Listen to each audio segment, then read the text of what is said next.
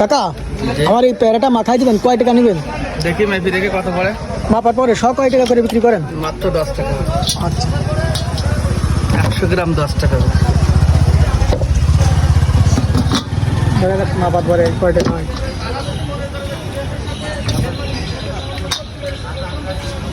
এটাতে 300 গ্রাম আছে। তাহলে কয় টাকা বলতেছে কাকা? 300 গ্রাম হলে 30 টাকা পড়ছে। মাখাই দিবেন? জি।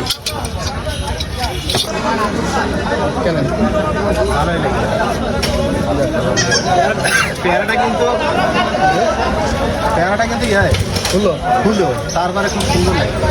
এরকম পেয়ারা হলে আরো বেশি ভালো। ঘটনা থেকে শোনেন, এখন বৃষ্টি বাদলার সময় তো যত সাদা পেয়ারা খেলে তত এখন পোকাবে। এর জন্য এটা পুরো টাইপের তুললে পোকাবে না। এখন হয় আপনার পোকা খেতে হবে, না হলে আপনার পোকা খেতে হবে। যেহেতু এখন আষাঢ় শ্রাবণ মাস বৃষ্টির সময়, এখন বেশি ফুলটা খেতে গেলে আপনার বেশি পোকা খেতে গেলে পোকা হয়ে যাবে, ভিতরে পকে যায়। এর জন্য একটু শক্ত পেয়ারা হলে এটা পারফেক্ট হবে।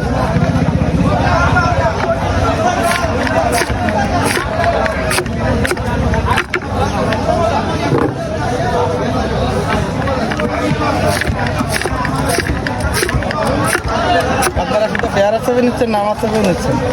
আমার দেখা দিবেন বলেছে আপনারা ডেলি শুধু করতে পেয়ারা ছবি আপনার ছবি দাঁড়ান তো, এইবার ফুল আসবে দুর্নীতি। এই যে কি যাচ্ছ লাভ এটা?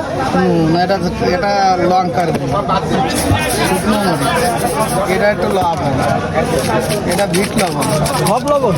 জি, এই একটু মশলা আর কি হালকা পাতলা ভাবে একটু দিই। কয় রকমের লবণ ব্যবহার করেন? আছে 2-3 রকম, 1-2-3 রকম তো দেখতেছি। মশলার সঙ্গে লবণ দেওয়া আছে, বিভিন্ন লবণ বিভিন্ন মশলা। গরিব মানুষ ব্যবসা বাণিজ্য করে খেতে হয়, যদি একটু ভালো না লাগে তাহলে তো লোক আসবে না, আমরাও তো বিক্রি করতে পারবো না। আপনার এখানে তো দেখলাম কিছুক্ষণ আগে অনেক মানুষ সব দাঁড়ায় আছে পেয়ারা মাখা খাওয়ানোর জন্য।